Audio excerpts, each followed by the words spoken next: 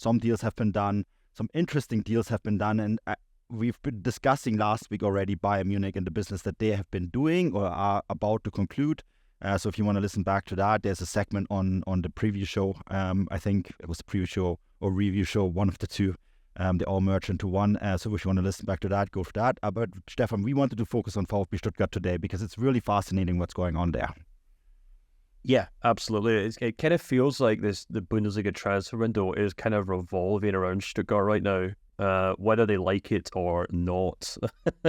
Obviously it's kind of typical in German football that when one team kind of lifts their head above the parapet or whatever, they kind of start quickly getting dismantled. We've seen a lot of kind of players are linked with the likes of Dortmund and Bayern, maybe Dortmund more specifically in this episode, which we'll go through. But fortunately for Stuttgart fans, I think, the club have maybe already kind of preempted this and done their homework and look to already have, replacements in hand. So yeah, there's a lot to get through, but it's mostly going to focus on Stuttgart, I think. Mm-hmm. Yeah. Should we talk then about the two outgoings to Borussia Dortmund? Waldemar Anton, I think that deal is everything but announced. Rudi Völler spoke to Sky this morning and said that the deal was done. The sporting director of the German national team confirming a transfer for Borussia Dortmund from VfB Stuttgart to Dortmund. That's interesting. I don't think I've recalled that. Of course, he would know, right? That the camp would know, and I mean, it's an open secret at that. Waldemar Anton, we've only seen him briefly in that Switzerland game. I guess he's the Hummels replacement, and I guess too for Stuttgart, he's their captain. So that's quite a big loss, at least on paper. Yeah, it is. Anton's obviously done a lot at Stuttgart for a number of years now. He's been one of the kind of key candidates of players who've kind of raised their game under Sebastian Hoeneß. It's an odd move, I must admit. I mean, it kind of makes sense. There's been some reports that Anton was adamant about staying at the club. There's lots of links to Bayer Leverkusen as well, who apparently wanted him. You can understand why they maybe want to sign him as a Joachim Tah replacement. And he was quite content to stay until reportedly he heard that, Guirassy and maybe Fulrig had already decided to leave the club. So he was like, well, if the whole band's moving on, I might as well move on as well.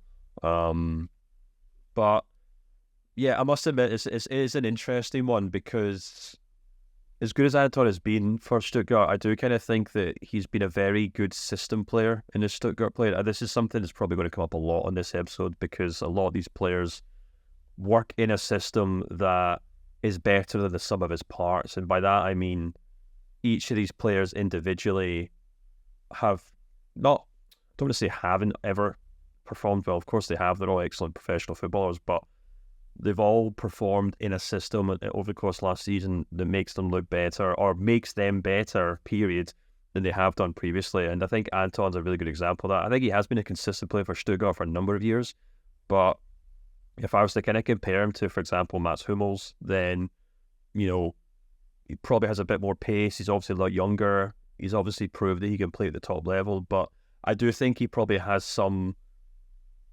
way to go to proving that he can just step into that Dortmund team and suddenly become an excellent player, because it's not even really just about the stats. For example, I mean, I've got Hummels and Anton's stats open in front of me, and to be perfectly honest with you, Mats Hummels just completely gazumps him in terms of just about literally every metric. Hummels is well ahead of him, which might surprise some Stuttgart fans, but he does, and you can understand why. Anton, in terms of the profile, Anton does kind of fit the same sort of player as Hummels. He makes a lot of progressive passes. His passing in general is very good.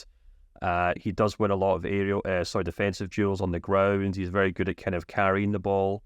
But where he does kind of come up short is in terms of aerial duels, which I think is quite interesting because I'm not entirely sure, say, Dortmund have a particularly dominant central defence as it is in terms of winning headers. So it'll be interesting to see how he does there. But I guess the other thing as well, which is just something that you obviously can't really define it with stats, is the kind of personality style, the leadership qualities.